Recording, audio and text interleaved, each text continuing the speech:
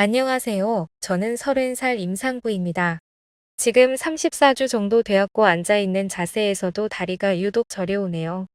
화가 치밀어 이가 갈리고 잠에 들을 수 없어 이렇게 사연을 보냅니다.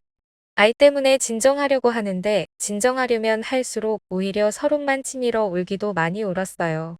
신랑이라고 부르기도 아까운 사람이 바람을 폈거든요.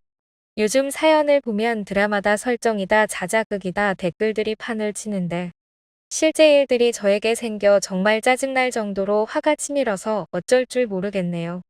임신하고 나서 기댈 곳이 없고 힘이 들어 남편에게 종종 투정을 했어요. 다리도 저리고 허리도 아프고 벌써부터 태동차는 곳이 아픈 것 같고 몸은 무겁고 허리는 아프지만 다행히 매일 이런 것도 아닙니다. 아침에 출근할 때면 항상 아침밥을 차려줬어요. 할 수 있는 집안일도 다 했습니다. 집에서 재택근무하느라 나가서 일하는 남편보다는 일단 편하잖아요. 입덧하느라 입에 넣는 즉시 화장실도 못 가고 속 개워내기일 수 있었지만 애써 참으며 신랑 밥은 항상 만들었어요. 그리고 출근 후 지쳐서 세상이 빙빙 도는데 소파에 누워 혼자 끙끙 앓았고요. 입덧이 끝나고 먹고 싶은 게 있으면 신랑에게 사달라고 하는 게 아니라 제가 직접 가서 사 먹었어요. 밤늦게 신랑에게 시키는 게 미안해서 혼자 다녀왔죠. 평소에도 사랑한다. 사랑해. 여보 사랑해. 그런 말도 자주 해주고 스킨십도 자주 해주고 부부 밤이라도 중반기에 접어들릴 문제는 없었습니다. 저는 오히려 성욕이 더 드는 케이스여서 신랑도 좋아했었고요. 싸움 역시 없었습니다. 밥 먹고 소파에서 이런저런 이야기를 매일 같이 나누며 신랑이 손으로 항상 배 어루만지고 아이에게 말도 해줬어요. 아 진짜 지금 쓰면서 정리되니까 눈물이 나와서 어떻게 할지 모르겠는데 행복했어요. 저는 신랑도 본인이 할 수 있는 일이면 다 해줬습니다. 하지만 2주 전쯤에 신랑이 씻으러 간 사이 저녁 준비 다 하고 식탁에 앉아 있는데 신랑 핸드폰이 울리기에 봤습니다. 남편 친구나 회사 동료일 수 있으니까. 신랑이 지금 자리에 없어서 그런다라고 제가 대신 전화 받고 말 전할 수도 있는 거잖아요. 여자 이름이 뜨기에 아무렇지 않게 여자 동료인 줄 알고 받았습니다. 여보세요? 그랬어요. 그랬더니 오빠 하다가 엄청 당황한 모습이더라고요. 내가 모르는 남편이랑 친한 사람인가. 순간 그런 생각이 들었지만 넘어갔어요. 당황해야 할 수 있다 생각해요. 그래서 남편이 지금 자리에 없다라고 이야기를 하니 알았다며 전화를 끊었습니다. 그리고 남편이 씻고 나왔어요. 누구냐고 그래서 핸드폰 보라고. 밥 먹자며 말을 했어요. 자리에 앉은 신랑이 핸드폰을 보더니 주춤하는 듯한 기색을 보이기는 했지만 별로 신경 쓰지 않았습니다. 그리고 평소처럼 웃으며 떠들고 신랑이 상 치워주고 설거지 해주고 다리 주물러주고 저도 힘들었지 하면서 어깨를 주물러주고 그렇게 잠들었어요. 그리고 어제 일입니다. 평소에 술을 싫어하던 사람이 전화도 안 받고 결국 밤 늦게까지 기다렸어요. 무슨 일이 생긴 건 아닐까 걱정이 들어서 어쩔 줄 몰라 하는데 정말 울먹이면서 기다렸어요. 세상이 하도 흉흉해서 경찰에 신고해야 되는 건가 싶었어요. 신랑 동료들도 전화를 안 받고 있었는데 그러다 남편이 들어왔는데 문 딱 열고 들어오자마자 술 냄새가 코를 찌르더군요. 오히려 제가 술을 좋아하는 타입이라 임신하고 나서 못 마시는 걸 남편도 알고 있었습니다. 그래서 중요한 회식 자리 말고는 술도 잘 안 했어요. 그런데 찌들어서 들어와서는 휘청거리더니 현관에 엎어지더라고요. 새벽 2시 정도 됐어요. 불러도 대답은 안 하고 술을 처먹어서 몸은 더 늘어져서 혼자서 도저히 못 들겠는데요.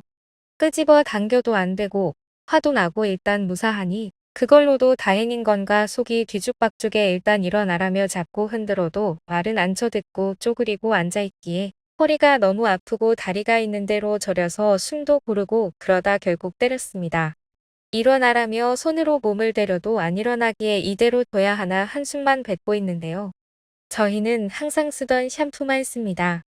린스도 있어요. 남편이랑 저랑 좋아하는 제품이 있어서 그것만 써요. 근데 남편 몸에서 전혀 다른 냄새가 나는 거예요. 그 술 냄새가 판을 치는 상황에서 샴푸 냄새가 다르다는 것을 알게 되었습니다. 그냥 멍하게 있던 생각에서 누워있는 남편의 옷을 벗겼습니다. 지금은 손이 바들거리네요. 상체는 아무런 문제가 없었기 때문에 안심했습니다. 안심하는 것도 의심하는 것도 싫었지만 그냥 안심했습니다. 그런데 하체 쪽에 립스틱 자국이 보여서 가만히 있지 못하게 되었습니다. 있는 대로 옷으로 남편을 후려쳤습니다. 일어나라고 소리치면서 울었던 것 같아요. 그냥 보여진 순간 화가 머리까지 치밀었습니다. 그리고는 남편을 그대로 두고 방으로 돌아와서 울었습니다. 손이 덜덜 떨리고 몸도 떨리고 숨도 쉬기 힘들었습니다. 회사에 가야 할지 말아야 할지 관심도 없었습니다. 아침이 돼도 방에서 나오지 못했습니다. 일어나서는 방문 앞에서 왔다 갔다 하는 소리가 들려왔습니다. 아침도 못 먹고 잠도 못 잤습니다. 요즘 아이가 태동이 조금씩 강해져서 밤에는 선잠을 자는 일이 많았지만 못 자니 머리도 아팠습니다. 울다가 지쳐서 그냥 앉아 있었습니다. 남편이 안절부절 못하겠는지 방 밖에서 계속 말을 걸어오고 결국 문을 따서 들어왔습니다. 제가 그냥 침대 벽에 등을 기대고 앉아 있었고 옷은 갈아입은 건지 잠옷 차림이었습니다. 그냥 앉아 있었을 뿐입니다. 남편이 먼저 말했습니다. 미안해요. 할 말이 없어요. 그리고 저는 그저 머뭇거리며 대답했습니다. 목소리를 듣자마자 눈물이 치솟아서 어쩔 줄 몰랐습니다. 남편은 뭐라고 말했을까요? 이런 식으로 알려서 미안해. 이렇게 말했습니다. 그리곤 이야기를 이어갔습니다. 제가 알아야 하는 일이라고 하더군요.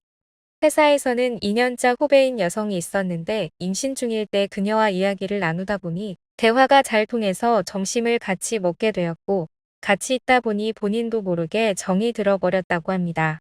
저도 모르게 만남을 가졌고 지금은 이미 임신 6주차라고 합니다. 그리고 어제는 술에 오랜만에 취해서 좋은 기분이었는데 저를 그 여자로 착각했다고 합니다. 저는 너무 화가 났습니다. 이걸 말이라고 하냐고. 이러면 안 되는 거 알아요.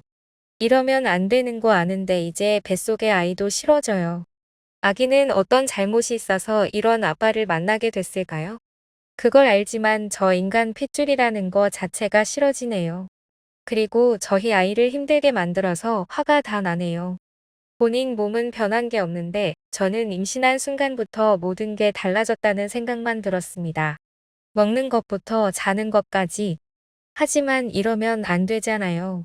적어도 양심이 있다면 지금 이 아내를 두고 그러면 안 되는 거 아닌가요? 이혼을 바라는 거냐고 물으면 남편은 울면서 머리를 숙였습니다. 미안해. 라고 속삭였습니다. 분명 어제까지는 제가 정말로 사랑한 사람이었어요. 정말로. 제가 힘들어하면 남편도 같이 힘들어했습니다. 몸에 좋은 음식을 만들어주고 도시락도 잊지 않으며 스트레스를 받지 않도록 노력했는데 그런데 이렇게 된 거죠. 남편은 나중에는 웃음만 나왔다고 합니다. 울면서 비는 남편을 두고 시어머니한테 전화해서 지금 댁 아들이 이러고 있는데 나는 어떻게 해야 할지 모르니 이 사람 처분 좀 부탁한다고 말했습니다. 친정에는 우리 엄마 아빠 몸져 누우실까 알리지도 못했습니다. 밥이 안 넘어가서 먹으면 다 토할 것 같아서요. 지금도 계속 미안하다고 빌며 밥이라도 먹어야 한다는 남편의 말에 눈치를 봅니다. 그저 이제는 도장만 찍은 것 같습니다. 그 여자와 나와는 별반 다르지 않은 것 같습니다. 차이점이라면 저는 남편을 알게 된 지 아직 어릴 때부터 해서 9년이 넘었고 연애 생활은 2년 동안 했습니다. 11년을 알고 지내왔는데 이젠 다 깨진 것 같습니다. 믿음이 뭔지도 모르겠습니다. 시어머니께서 제 집이 가까우셔서 전화를 받으셨습니다.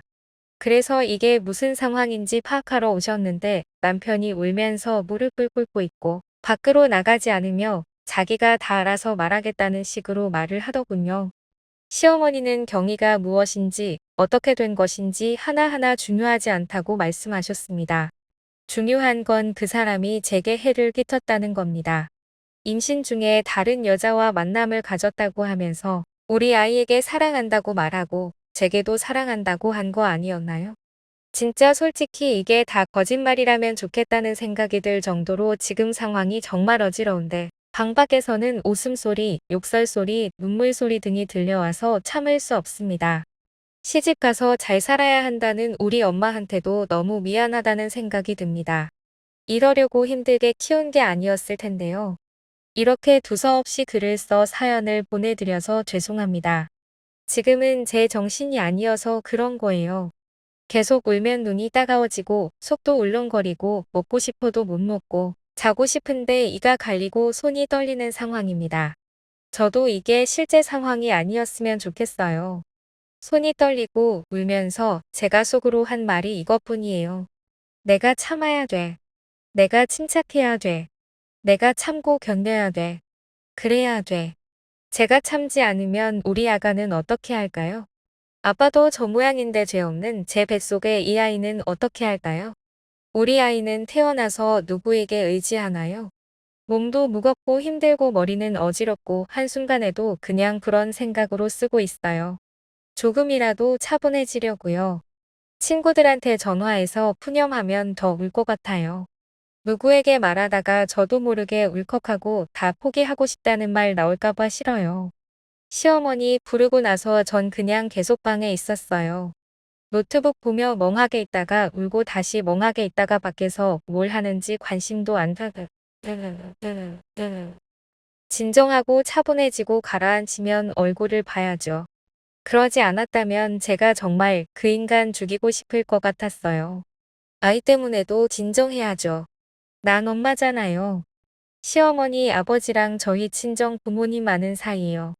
같은 동네 살았고 두 분 다 교회 다니셔서 신랑과는 어릴 적부터 아는 사이였어요.